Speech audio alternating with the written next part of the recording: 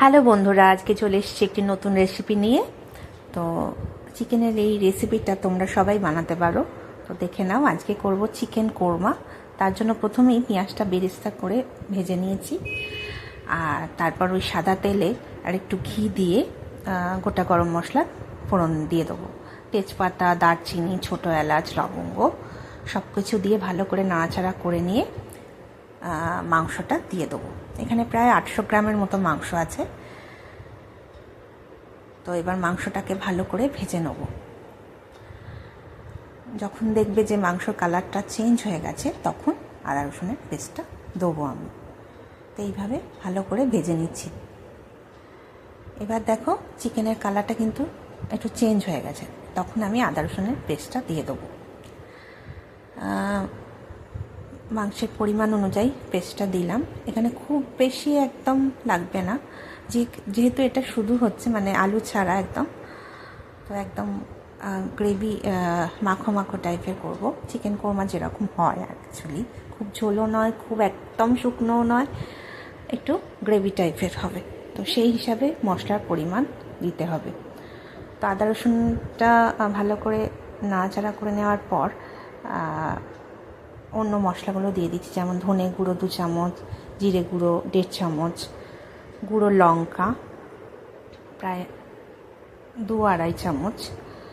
তোমরা যেরকম ঝাল খাও সেই পরিমাণ অনুযায়ী দেবে। পরিমাণ মতো নুন দিয়ে ভালো করে মশলাটা কষাতে হবে। একটা কথা তোমাদের বলে রাখি, চিকেনের কোরমায় কিন্তু হলুদ ব্যবহার চলে না, তাই আমি হলুদ দিইনি। এই দেখো, মশলাটা প্রায় কষাই হয়ে গেছে। এবার আমি একটু কাশ্মীরি রেড চিলি পাউডার দেবো, যাতে কালারটা আরও সুন্দর আসে।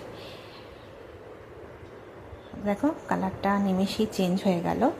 আর টক দই পড়বে, কালার এমনিই ভালো হয়ে যাবে, একদম সুন্দর একটা কালার আসবে। দেখো তোমরা, এই দেখো মশলাটা কষা হয়ে গেছে। এবার আমি টক দই দিয়ে দেবো। আর এদিকে দেখো, কাজু বাদাম গরম জলে একটু ভিজিয়ে রেখেছি।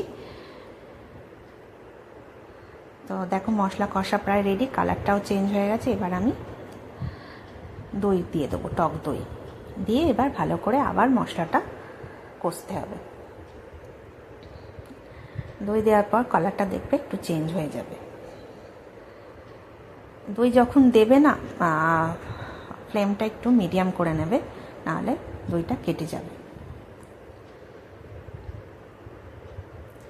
তো এইভাবে নাড়াচাড়া করে নেবো কিছুক্ষণ, তারপরে একটু চাপা দিয়ে দেবো প্রায় মিনিট 10-এর মতো, একদম মিডিয়াম ফ্লেমে। এবার ভেজে রাখা বেরেস্তা মধ্যে কিছুটা নিয়েছি, অর্ধেকটা, তার সাথে ওই ভিজানো কাজু বাদামের একটা পেস্ট করে নেব। এবার চিকেনের মধ্যে সেই পেস্টটা দিয়ে দেবো। দেখো, দিয়ে দেওয়ার পর একটা অদ্ভুত টেক্সচার হয়েছে, একটা খুব সুন্দর টেক্সচার হয়েছে, খুব সুন্দর লাগছে। তো মশলাটা ওই পেস্টটা দিয়ে আবারও নাড়াচাড়া করে নেব ভালো করে। তারপর একটু জল দিয়ে মাংসটা ফোটাবো প্রায় 15 মিনিটের মতো। আর পরিমাণ মতো আর একটু নুন দিয়ে দিলাম, নুনটা কম হয়েছিল। তো চিকেনের কালারটা দেখো এত সুন্দর এসেছে, কি বলবো, ফোটার পর আরও সুন্দর লাগবে। কালারটা এত সুন্দর এসেছে।